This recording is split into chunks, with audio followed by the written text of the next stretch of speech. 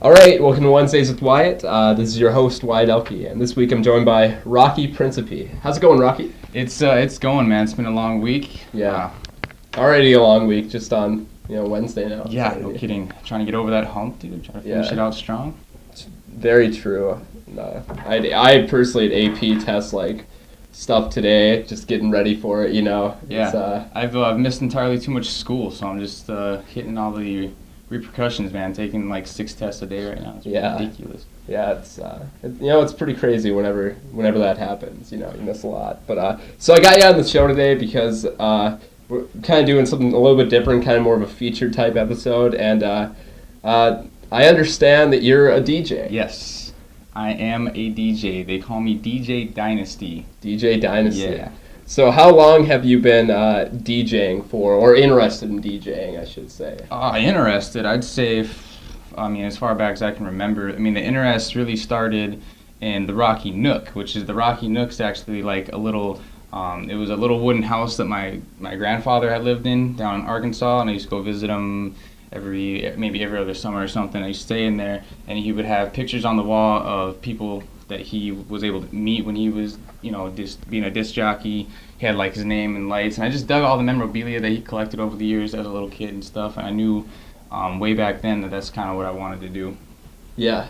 Yeah. So when did it start taking shape more so? I guess when, not when did you consider yourself a DJ maybe, but more when did you start really messing around more? Yeah. I first started pushing buttons probably 7th grade maybe, because I went to go live with my dad for that year, and he has all the DJ equipment and stuff like that, so I wasn't able to touch anything until then. And I remember one day I just I went down to the basement and I just started pressing buttons, and my dad came downstairs and was like, what are you doing? You're touching all my stuff. And he wasn't rude about it. He's actually quite excited to find me down there, and I was just down there just being curious. And then he showed me how to beat match, and the first ever 2 songs I put together was Yeah, Usher, and California Love, Tupac. And he showed me on so just a really basic rig how to get your beat matches down and make everything sound real smooth. And it was really frustrating for a day, and it takes people a long time, but I seriously I got it down the day after. Really? You know what I mean? So it was just something that I felt that I was naturally kind of good at. So yeah, that's very cool. Definitely some classic songs there too. Classic. Yeah, that's why he did it, because it was simple. The BPMs are right around 90. Yeah, so it's real easy. Yeah. So what would you say are some of your influences, I guess, when it comes to? Oh man, I got a ton of influences, man. I love a lot of different things. Obviously, shout out to my dad and my grandpa. Yeah. Obviously for making the way, but as far as artists go, honestly, it sounds weird, but I really like DJ Jazzy Jeff, man. And it sounds weird because everyone's like, oh, the Fresh Prince, da da da. But he was a phenomenal DJ. He had so much skill, and it was a tragedy to see him on air getting thrown out of the mansion. He made him look so stupid, but he's a great DJ. I always looked up to him. Eric B from Eric B and Rakim was always really cool. Those guys always tore it up. Anything that was I guess I like the sense of a duo when it came to music, and I like the role that the DJ played. And even the DJs that I didn't know, just DJs on the street, man, if I see them playing music live, they were inspiration to me, because that was it's a humbling thing what they do to promote the way they do. So I think it's pretty cool.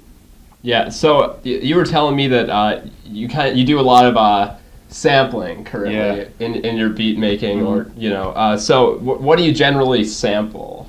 Honestly, a lot of what my output is what I'm listening to at that time. That makes sense. Anyone's gonna say that for you. Whether that be for a week, say Tyler the Creator's album just came out, Wolf.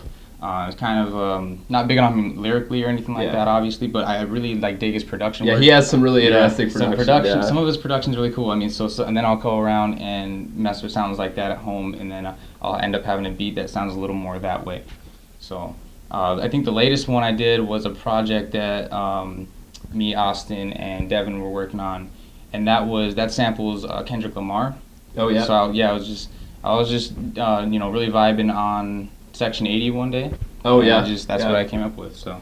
Yeah, I think I have Section 80 sitting on my computer. Yeah. Haven't listened to that one yet. Yeah. But, obviously, Good Kid, Mad City is. It's like the album kind of. Yeah, it's a good thing to see that for rap right now, because music is garbage right now. So Yeah. it's really good to see that was a pretty he's been working on that for a while. He put in work. It's nice to see an artist, and you know that he put in a lot of work on it. So that was nice. Yeah. So speaking, I guess, of like Austin, obviously you had kind of a big collaboration with him. Yeah. He released a mixtape a few months ago now, I think. Yeah. It's on hotnewhiphop.com. I think we might have cracked like they have like, once you hit so many views, you like the 100 playlist or whatever upcoming whatever. But I don't know. I didn't really do it for attention. The mixtape was just fun for me, but.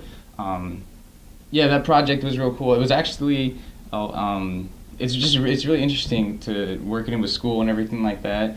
And it was more just like of a hobby thing, you know what I mean? It was a lot of fun making it, and I really loved the process of music making. And that was like the first full-length feature project of like over 45 minutes to an hour of just us. So it was really cool. So you think you'll be doing more stuff like that in the future then? Yeah, definitely. It's just, regardless of where music takes me or whatever, it's just something that I like to do, regardless if I'm, successful, which I really hope to be. Yeah.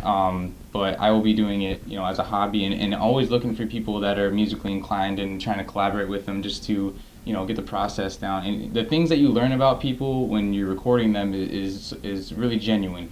So, I mean, it can really bring out sides of people that you won't never see anywhere else. So it's really cool. Well, it sounds very cool. And, I guess thanks for being on the show today. Yeah. And thanks for having me, man. Yeah, anytime. And thank you for listening.